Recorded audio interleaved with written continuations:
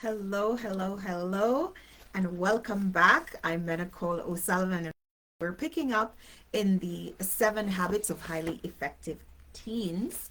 And we're starting with habit 1, be proactive. It says, I am the Force. You ever watch Star Wars? Let the Force be with you. Well, I am the Force. You are the Force. So, habit 1, be proactive.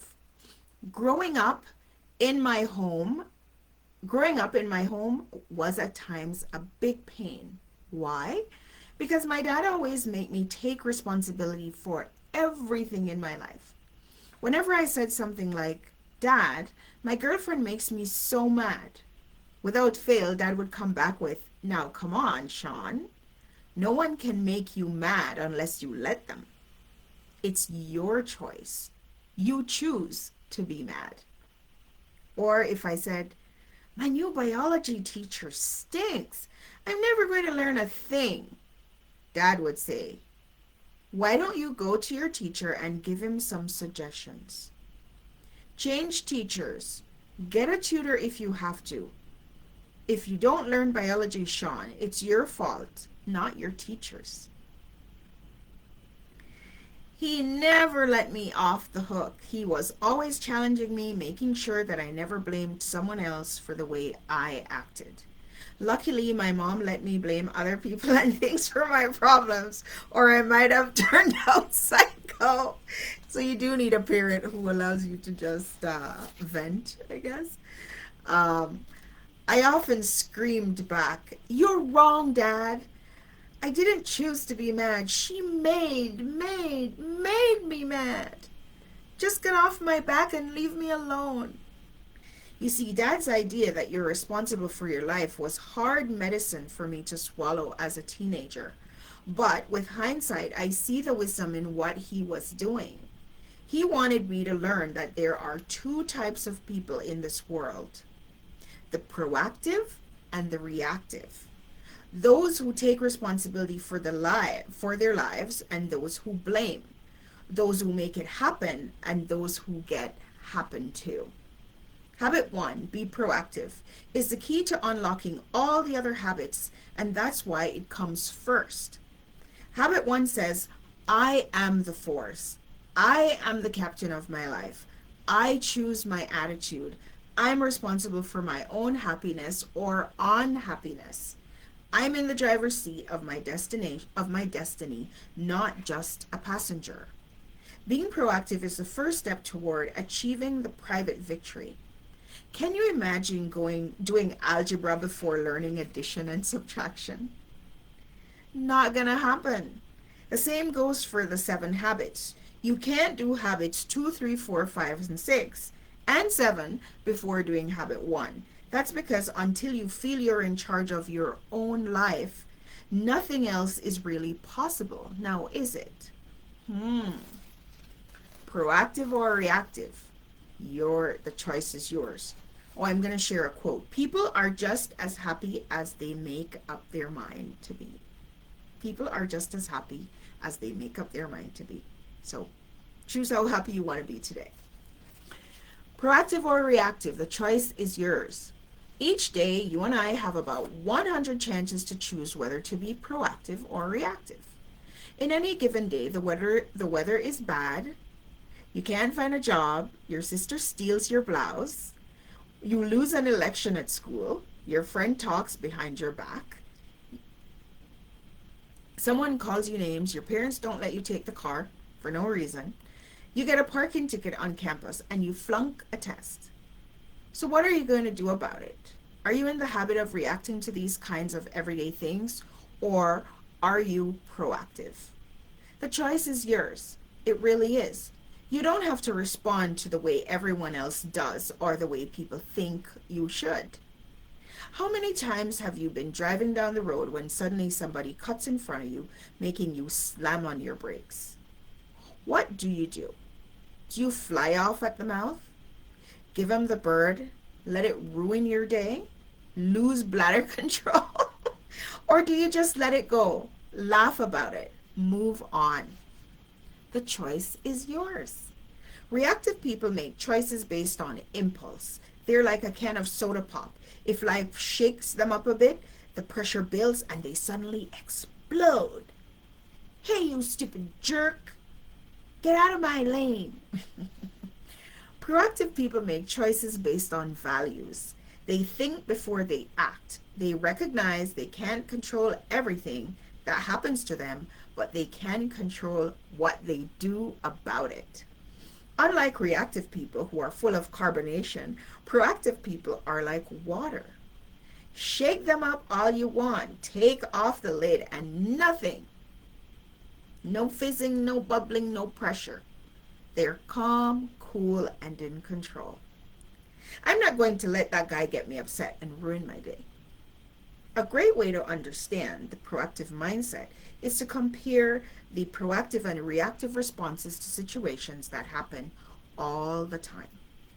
Scene 1.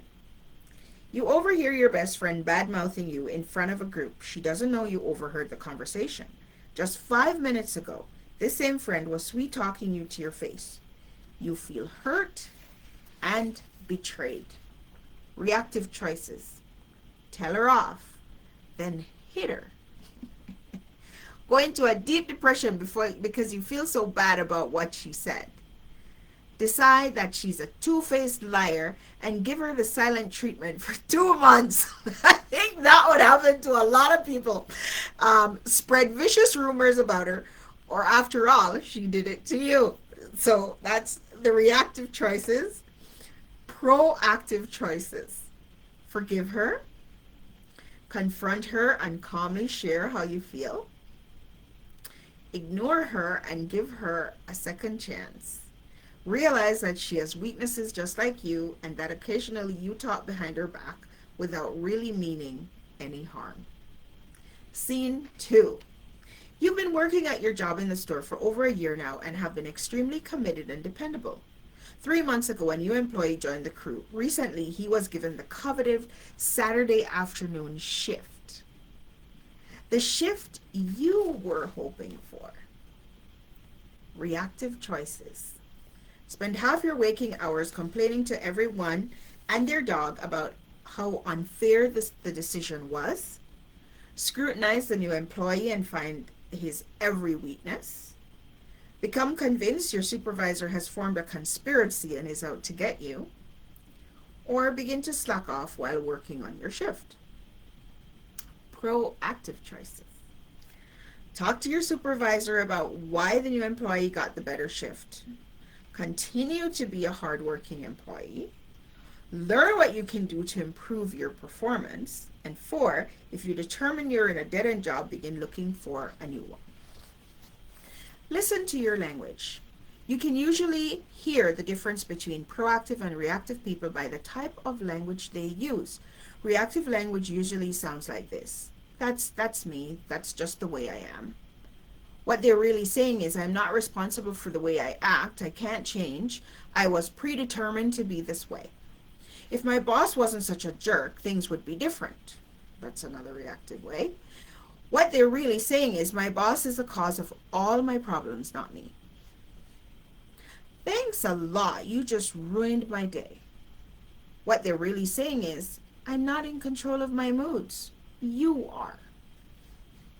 If only I attended a different school, had better friends, made more money, lived in a different apartment, had a boyfriend, then I'd be happy. What they're really saying is, I'm not in control of my own happiness. Things are. I must have things to be happy. Notice that reactive language takes power away from you and gives it to something or someone else. As my friend John Bythway explains in his book, What I Wish I'd Known in High School, when you're reactive, it's like giving someone else the remote control of your life and saying, here, change my mood anytime you wish. Proactive language, on the other hand, puts the remote control back in your own hands. You are then free to choose which channel you want to be on.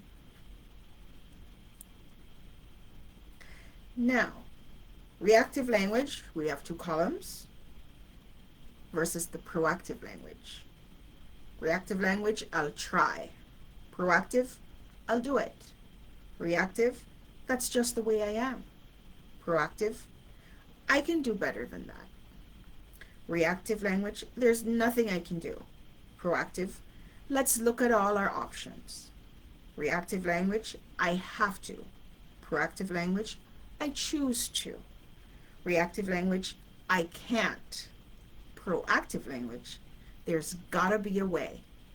Reactive language, you ruined my day. Proactive language, I'm not going to let your bad mood rub off on me. I love proactive language. The victimitis virus. Ooh, victimitis. Some people suffer from a contagious virus I call victimitis. Perhaps you've seen it. People infected with victimitis believe that everyone has it in for them and that the world owes them something, which isn't the case at all. I like the way Mark Twain put it. Don't go around saying the world owes you a living. The world owes you nothing. It was here first. I played football. I played college football with a guy who unfortunately became infected. His comments drove me crazy. I would be starting, but the coaches have nothing against me. I was about to intercept the ball, but somebody cut me off. I would have gotten a better 40-yard dash time, but my shoes came loose. Yeah, sure, I always felt like saying.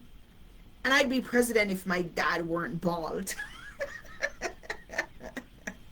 To me, it was a little wonder that he never played. In his mind, the problem was always out there.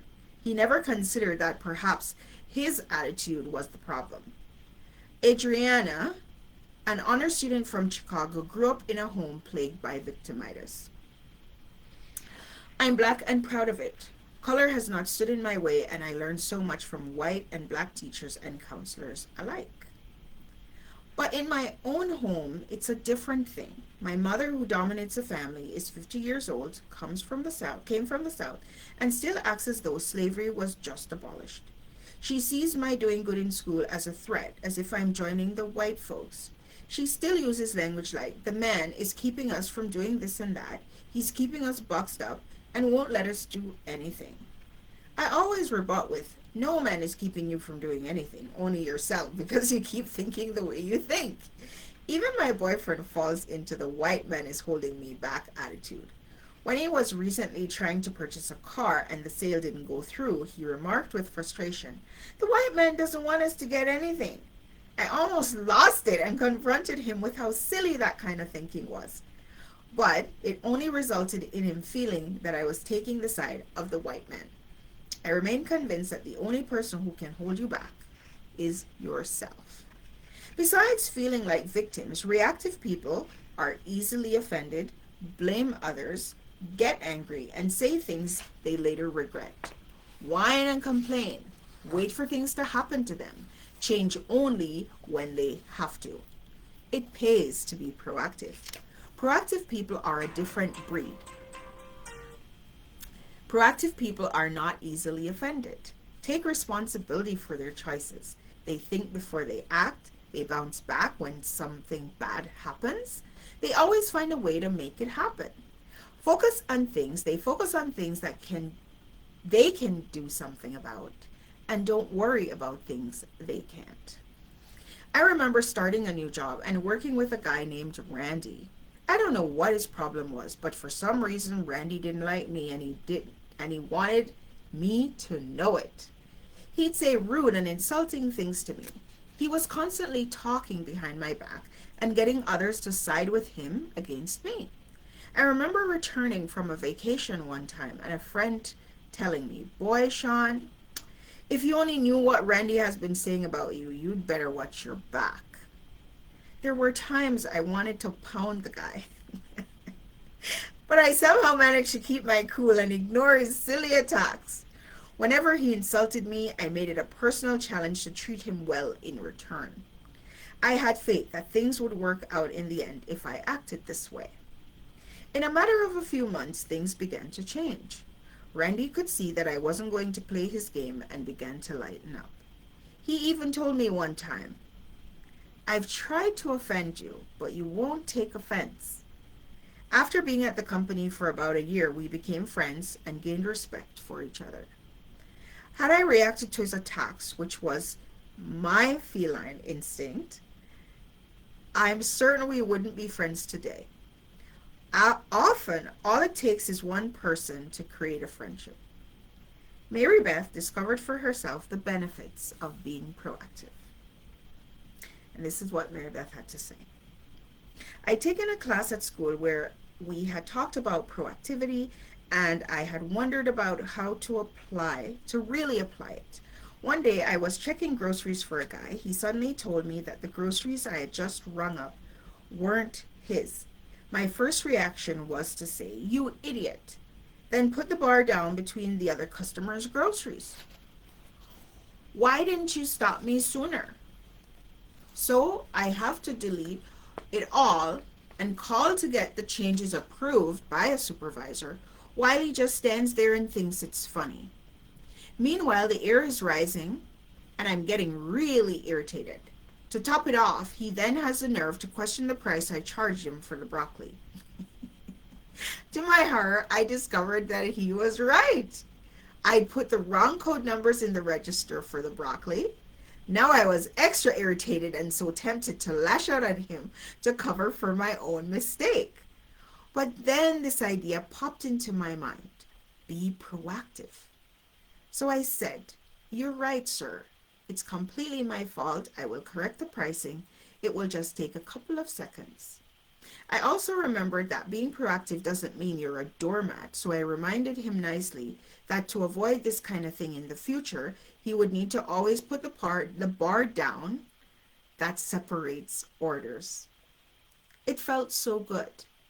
I had apologized, but I'd also said what I wanted to say. It was such a simple thing, but it gave me such inner conversion and confidence in this habit. At this point, you're probably ready to shoot me and say, "No, come on, Sean. It's not that easy." I won't argue with you. Being reactive is so much easier. It's easy to lose your cool. That doesn't take any control. And it's easy to whine and complain.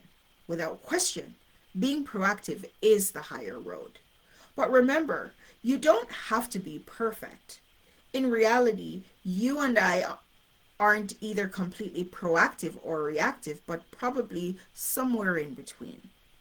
The key then is to get in the habit of being proactive so you can run on autopilot and not even have to think about it. If you're choosing to be proactive 20 out of 100 times on average each day, try doing it 30 out of 100, then 40. Never underestimate the huge difference small changes can make. We can control only one thing. The fact is, we can't control everything that happens to us. We can't control the color of our skin, who will win the NBA Finals, where we were born, who our parents are, how much tuition will be next fall, or how others might treat us. But there's one thing we can control: how we respond to what happens to us. And that is what counts. This is why we need to stop worrying about things we can't control and start worrying about things we can. Picture two circles. The inner circle is our circle of control. It includes things we have control over, such as ourselves, our attitudes, our choices, our responses to whatever happens to us. Surrounding the circle of control is the circle of no control. It includes the thousands of things we can't do anything about. So you have a circle within another circle. The little circle is what you can control. The bigger circle on the outer side is what you can't control. Now, what will happen if we spend our time and energy worrying about things we can't control, like a rude comment, a past mistake, or the weather? You guessed it. We'll feel even more out of control, as if we were victims. For instance, if your sister bugs you and you're always complaining about her weaknesses, something you have no control over, that won't do anything to fix the problem. It'll only cause you to blame your problems on her and lose power yourself. Renata told me of a story that illustrates this point. A week before her upcoming volleyball game, Renata learned that the mother of a player on the opposing team had made fun of Renata's volleyball skills. Instead of ignoring the comments, Renata became angry and spent the rest of the week stewing. When the game arrived, her only goal was to prove to this mother that she was a good player. To make a long story short, Renata played poorly, spent much of her time on the bench, and her team lost the game. She was so focused on something she couldn't control, what was said about her, that she lost control of the only thing she could, herself. Proactive people, on the other hand, focus elsewhere, on the things they can control. By doing so, they experience inner peace and gain more control of their lives. They learn to smile about and live with the many things they can't do anything about. They may not like they may not like them, but they know there's no use worrying. Turning setbacks into triumphs. Life often deals us a bad hand, and it is up to us to control how we respond. Every time we have a setback, it's an opportunity for us to turn it into a triumph. As this account by Brad Lemley from Parade magazine illustrates, it's not what happens to you in life, it's what you do about it. Or so says W. Mitchell, a self-made millionaire, a sought-after speaker, a former mayor, a river rafter, and skydiver. And he accomplished all this after his accidents. If you saw Mitchell, you'd find this hard to believe. You see, this guy's face is a patchwork of multicolored skin grafts. The fingers of both his hands are either missing or mere stubs, and his paralyzed legs lie thin and useless under his slacks. Mitchell says sometimes people try to guess how he was injured. A car wreck? Vietnam? The real story is more astounding than one could ever imagine. On June 19th, 1971, he was on top of the world.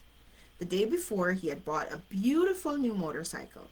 That morning, he soloed in an airplane for the first time. He was young, healthy, and popular. That afternoon, I got on that motorcycle to ride to work, he recalls, and at an intersection, a laundry truck and I collided. The bike went down, crushed my elbow, and fractured my pelvis, and the gas can popped open on the motorcycle.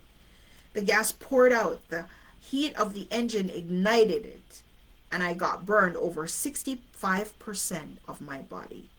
Fortunately, a quick-thinking man in a nearby car lot doused Mitchell with a fire extinguisher and saved his life. Even so, Mitchell's face had been burned off. His fingers were black, charred, and twisted. His legs were nothing but raw red flesh. It was common for first-time visitors to look at him and faint. He was unconscious for 2 weeks, and then he awakened. Over 4 months, he had 13 transfusions, 16 skin graft operations, and several other surgeries. 4 years later, after spending months in rehabilitation and years learning to adapt to his new handicaps, the unthinkable happened. Mitchell was involved in a freak airplane crash and was paralyzed from the waist down. When I tell people there were two separate accidents, he says they can hardly stand it.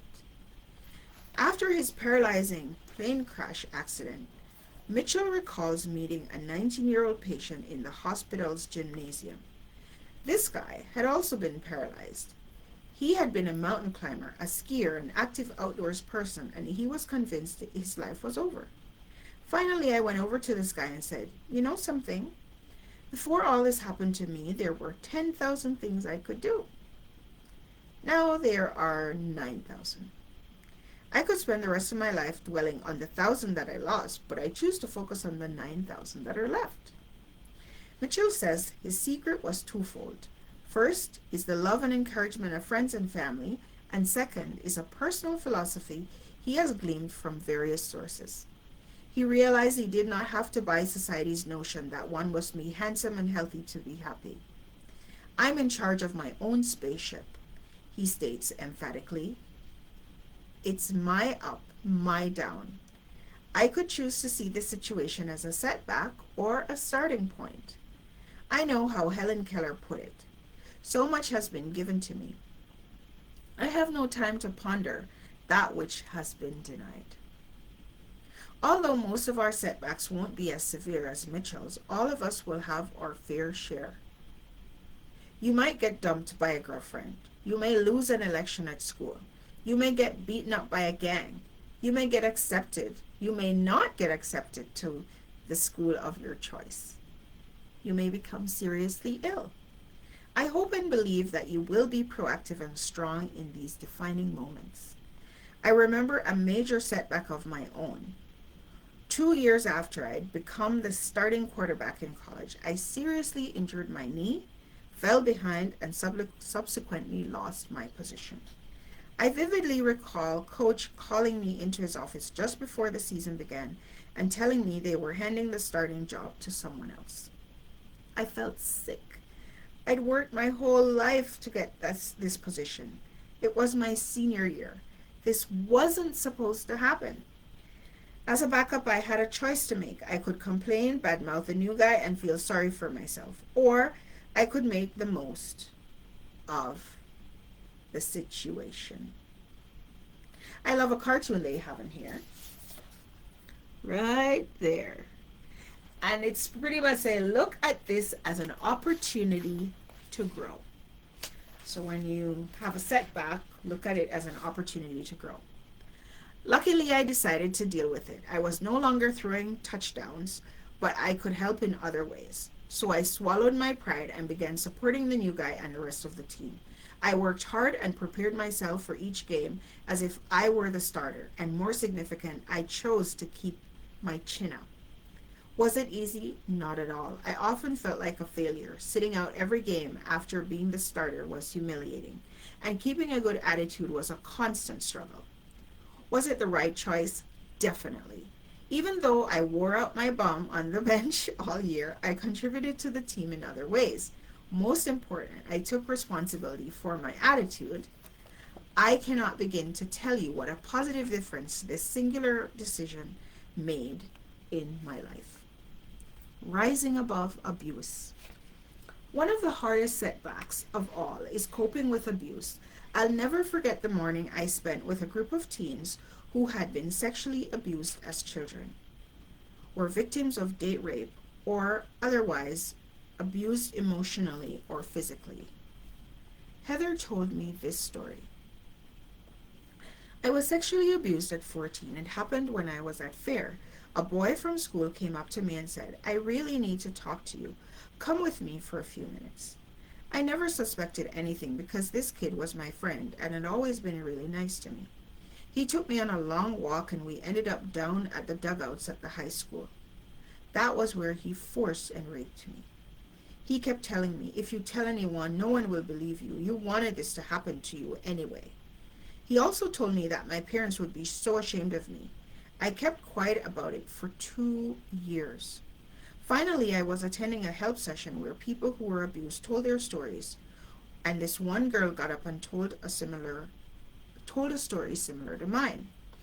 When she said the name of the boy that abused her, I started to cry because it was the same one who had raped me.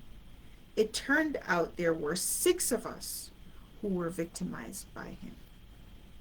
Fortunately, Heather is now on the road to recovery and has found tremendous strength in being part of a teen group that is trying to help other abuse victims.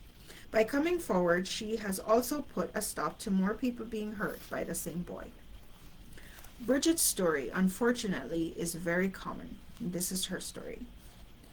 At the age of 5, I was sexually abused by a family member. Too afraid to tell anyone, I tried to bury my hurt and anger. Now that I have come to terms with what happened, I look back on my life and can see how it has affected everything. In trying to hide something terrible, I ended up hiding myself. It wasn't until 13 years later that I finally confronted my childhood nightmare. Many people have been through the same experience as I have, or something that is related. Most hide it. Why? Some are afraid for their lives. Others want to protect themselves or someone else. But whatever the reason, hiding isn't the answer. It only leaves a cut so deep in the soul that it seems that there's no way of healing it. Confronting it is the only way to sew up that bleeding gash. Find someone to talk to, someone you feel comfortable with, someone you can trust. It is a long and difficult process, but once you come to terms with it, it's only then that you can start to live. If you've been abused, it's not your fault, and the truth has to be told. Abuse thrives in secrecy. By telling another person, you immediately divide your problem in half. Talk with a loved one or friend you can trust. Or friend you can trust. Take part in a help session or visit a professional therapist. If the first person you share your troubles with isn't receptive, don't give up. Keep sharing until you find someone who is. Sharing your secret with another is an important step in the healing and forgiveness process. Be proactive. Take the initiative to do it. You don't need to live with this burden for one day longer. Please refer to the abuse hotlines listed in the back of the book for help or information. Becoming a change agent. I once asked a group of teenagers, who are your role models? One girl mentioned her mother, another kid talked about his brother, and so on. One guy was noticeably silent. I asked him whom he admired. He said quietly, I don't have a role model. All he wanted to do was make sure he didn't turn out like the people who should have been his role models. Unfortunately, this is the case with many teens. They come from messed up families and may not have anyone to pattern their lives after. The scary thing is that bad habits such as abuse, alcoholism, and welfare dependency are often passed down from parents to kids, and as a result, dysfunctional families keep repeating themselves. For example, if you've been abused as a child, the statistics shows that you're likely to become an abuser as well. Sometimes these problems go back for generations. You may come from a long line of alcohol or drug abusers. You may come from a long line of dependency on welfare. Perhaps no one in your family has ever graduated from college or even high school. The good news is that you can stop the cycle. Because you are proactive, you can stop these bad habits from being passed on. You can become a change agent and pass on good habits to future generations, starting with your own kids. A tenacious young girl named Hilda shared with me how she has become a change agent in her family. Education was never valued in her home, and Hilda could see the consequences of it. Says Hilda, my mom worked in a factory sewing for very little money, and my father worked for slightly over minimum wage. I would hear them arguing over the money and how they were going to pay the rent. The highest grade my parents went to school in was the 6th grade. As a young girl, Hilda vividly remembers her dad being unable to help her with her homework because he couldn't read English. That was hard on her. When Hilda was in junior high, her family moved from California back to Mexico. Hilda soon realized that there were limited educational options for her there, so she asked if she could come back to the States to live with her aunt. For the next several years, Hilda made great sacrifices to stay in school. It was hard to be crowded in a room with my cousin, she says, and to have to share a bed and work to pay them rent as well as go to school, but it was worth it. Even though I had a kid and got married in high school, I kept going to school and working toward finishing my education. I wanted to prove to my dad that no matter what, he was wrong when he said no one in our family could become a professional. Hilda will soon be graduating with a university degree in finance. She wants her educational values to be passed on to her kids. Today, every time I can, when I'm not in school, I sit on the sofa and read to my son. I'm teaching him how to speak English and Spanish. I'm trying to save money for his education. One day, he will need help with his homework, and I'll be there to help him read it. I interviewed another 16-year-old kid named Shane from the Midwest who is also becoming a change agent in his family. Shane lives with his parents and 2 siblings in a poor section of town called the Projects. Although his parents are still together, they are constantly fighting and accusing each other of having affairs. His dad drives a truck and is never home. His mom smokes weed with his 12-year-old sister. His older brother failed 2 years of high school and finally dropped out. At one point, Shane had lost hope. Just when he thought he'd hit rock bottom, he got involved in a character development class at school that taught the 7 habits. And he began to see that there were things he could do to seize control of his life and create a future for himself. Fortunately, Shane's grandfather owned the upstairs apartment where Shane's family lived. So Shane paid him $100 a month rent, and he moved to that apartment. Shane's grandfather owned the upstairs apartment where Shane's family. So Shane paid him $100 a month rent and moved to that apartment. He now has his own sanctuary and is able to block out everything he doesn't want to be part of on the floor below. Says Shane, things have gotten better now for me. I treat myself better and I show myself respect. My family doesn't have very much respect for themselves. Although nobody in my family has ever gone to college, I have been accepted to 3 different universities.